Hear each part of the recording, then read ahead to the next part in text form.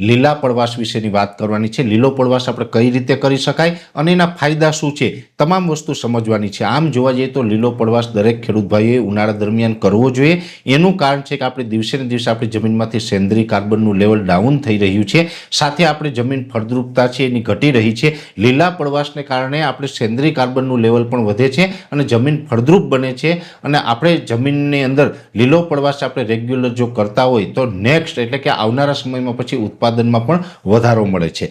લીલો પડવાશની અંદર 2-3 રીતે આપણે કરી શકાય છે। આમ તો લીલા પડવાશની અંદર જો આપણે ઈકળ મળે, ઈકળનું બિયારણ છે જનરલી મળવું બહુ અઘરું પડે છે। ઈકળ મળે તો એનું પણ લીલો પડવાશ થઈ શકે છે। શણ આવે છે જે આપણે બારદાન બને એ પણ શણમાંથી બને છે, એટલે શણનું બિયારણ મળે તો એનો પણ આપણે લીલો પડવાશ કરી શકાય। અને એ બેમાંથી એક પણ વસ્તુ ન મળે તો બીજા 2 ઓપ્શન છે એ તો તમને બધાને મળી જશે। બીજા 2 ઓપ્શન તરીકે એક હશે બાજરો અને તલ, એ 2 મિક્સમાં પણ તમે વાવીને લીલો પડવાશ કરી શકો। અને ત્રીજું ઓપ્શન છે કઠોળ પાકની અંદર। કઠોળ પાકની અંદર અડદ, મગ અને ચોરા આ ત્રણેય તમે મિક્સ કરીને એનું પણ તમે લીલો પડવાશ કરી શકો છો। ખાસ કરીને કઠોળ વર્ગનો પાક હોય ને એની અંદર નાઇટ્રોજનનું ફિક્સેશન ઝડપથી થતું હોય, વધારે થતું હોય છે અને એની અંદરથી આપણે જે શણની અંદર જે આપણે લીલા પડવાશની અંદર લાભ લેવાનો હોય એ વધારે મેળવી શકાય છે। એટલે મારી દ્રષ્ટિએ ઈકળ અથવા તો જો શણ ન મળે તો પછી આ 3 કઠોળ છે અડદ, મગ અને ચોરા એનું મિક્સ કરીને આપણે લીલો પડવાશ છે કરવો જોઈએ।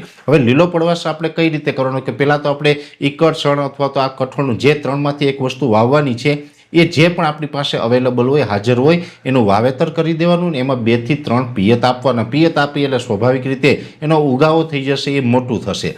પણ એને આપણે રાપલવાનું ક્યારે હોય તો કે એ પાક તમે વાવેતર કરો અને એનું જે ઉગાવો થાય એટલે એને આપણે 30 થી 35 દિવસનો પાક થાય, એમાં ફ્લાવરિંગ આવવાનો ટાઈમ થઈ જાય ત્યાં સુધી આપણે રાખવાનું, પછી આપણે એને રાપલી નાખવાનું। 2-3 પિયત આપશો એટલે સ્વાભાવિક રીતે ત્યાં સુધીના સ્ટેજ આવી જશે। 30-35 દિવસનો એ પાક થાય એટલે રાપલી નાખવાનું, પછી વ્યવસ્થિત એને રોટાવેટર ચલાવી દેવાનું। એટલે હવે વ્યવસ્થિત તમે રાપલીને રોટાવેટર ચલાવી દેશો એટલે એનું એક પ્રકારે ખાતર થઈ જશે અને ખાસ કરીને એની અંદરથી આપણે જમીનની અંદર જે તત્વો હોય એને પણ વ્યવસ્થિત ફિક્સ કરશે, એને લભ્ય સ્વરૂપમાં રૂપાંતર પણ કરે અને ખાસ કરીને સેન્દ્રીય કાર્બનનું લેવલ પણ વધારે છે અને જમીનને ફળદ્રુપ બનાવવાનું ખૂબ સારું એવું કામ કરે છે। એટલે અત્યારે ઉનાળા દરમિયાન મોટા ભાગે આપણા ખેડૂત ભાઈઓના ખેતર ખાલી રહેતા હોય છે તો આ સમયે આપણે લીલો પડવાશ કરવો જોઈએ। લીલો પડવાશ એટલે કે કોઈ પણ પાક આપણે મેં જે તમને 3-4 ઓપ્શન આપ્યા છે એમાંથી કોઈ પણ પાક છે એ વાવી દેવાનો અને 30-35 દિવસે રાપલીને રોટાવેટર ચલાવી અને એને આપણે લીલો પડવાશ આ રીતે કરી